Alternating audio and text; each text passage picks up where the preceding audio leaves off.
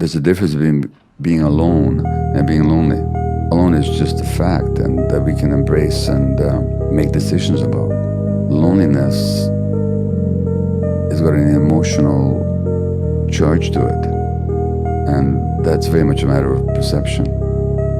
You can be alone and not be lonely, and you can be surrounded by all kinds of people and be completely lonely. We were married the once, just the once. Came close another time. Laurie. Maggie introduced us. And it broke off. It was for the best. I gave her cause. I can be hard to live with. I don't mean to, but I can be critical. And sometimes I think I'm just not good for people. That's not good for them to be around me. I wear them down. They get unhappy. Loneliness has followed me my whole life. Everywhere. In bars and cars, sidewalks, stores, everywhere. There's no escape. And God's a lonely man.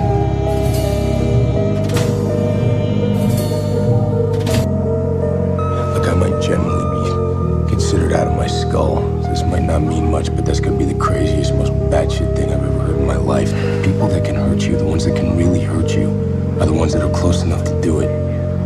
People that get inside you and tear you apart and make you feel like you're never gonna recover. Shit. I would chop my arm off right here in this restaurant just to feel that one more time from my wife. My old lady, she didn't just break my heart. She'd rip it out, she'd tear it apart, she'd step on that shit, feed it to a dog. I mean, she was ruthless, she brought the pain. But she'll never hurt me again.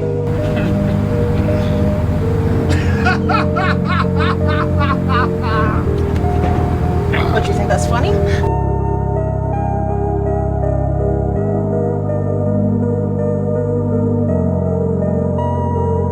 Here and diddle around, what am I gonna have? Nothing. Okay? And all this shit, like, what does it matter? What does it matter? It just passes. Yo, if I disappear, like, who cares? Nobody cares, man. Seriously. Yo, and that's okay.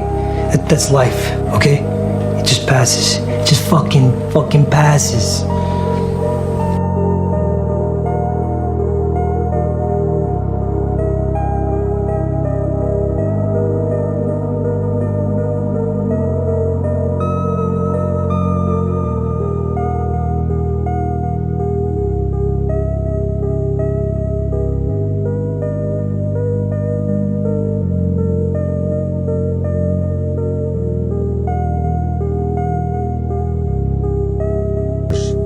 They die of overdoses. This is trench warfare, and the people that are the frontline soldiers dying from it are the people affected by addiction. So that's where I worked for 12 years.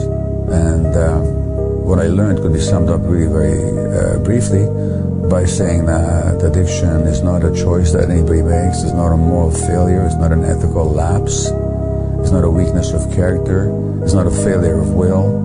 It's just how our society depicts addiction. Nor is it an inherited brain disease, which is how the medical tendency is to see it. What it actually is, it's a response to human suffering. And all these people that I worked with had been severely traumatized as children.